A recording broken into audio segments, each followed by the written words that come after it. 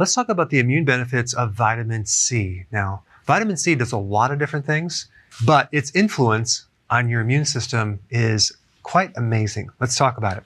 Now, vitamin C deficiencies are actually very common. You can have what's called a subclinical vitamin C deficiency, where you're not majorly deficient, but you're just deficient enough to cause a weakness within the immune system. I'm going to talk more about that. Vitamin C is a water-soluble nutrient, so it has a low storage capacity.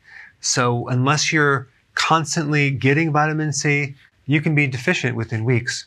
Vitamin C is a very powerful antioxidant.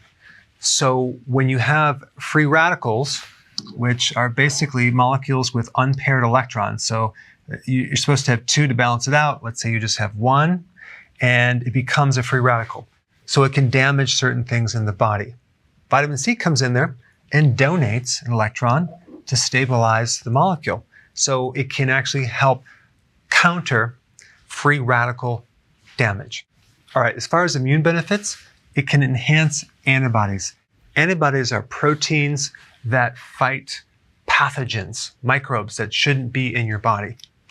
Also, it will increase neutrophil motility. Neutrophils are a type of white blood cell. It's like a phagocyte that cleans things up. It engulfs and kills certain microbes, and it speeds up the motility of these little guys right here. Number 3, it enhances your B cells or B lymphocytes. It's a type of white blood cell, which then increases antibodies. We've already mentioned that right here.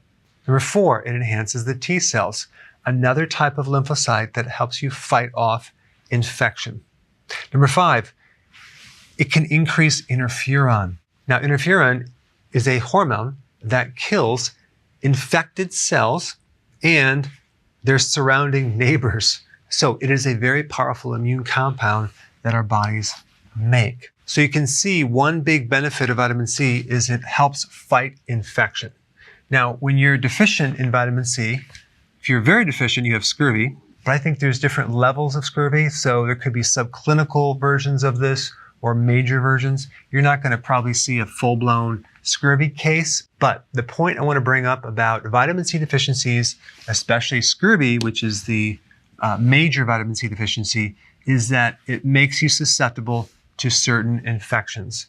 With scurvy, it has the ability to increase susceptibility to fatal infections like pneumonia.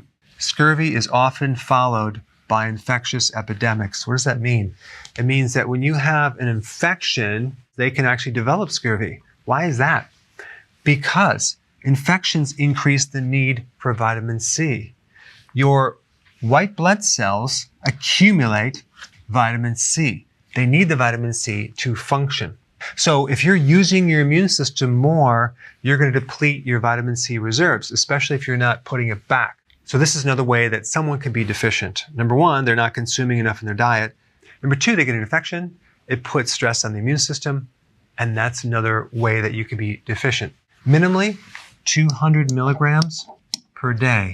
A good source of vitamin C would be sauerkraut, leafy greens, bell peppers, any of the spicy hot peppers, jalapenos, red peppers are really high in vitamin C. Now, if you're going to take a supplement, make sure that you take a whole food-based complex vitamin C, not a synthetic.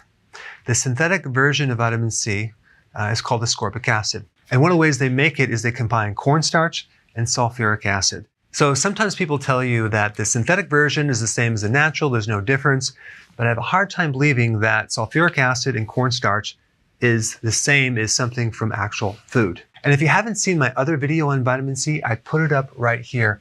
Check it out.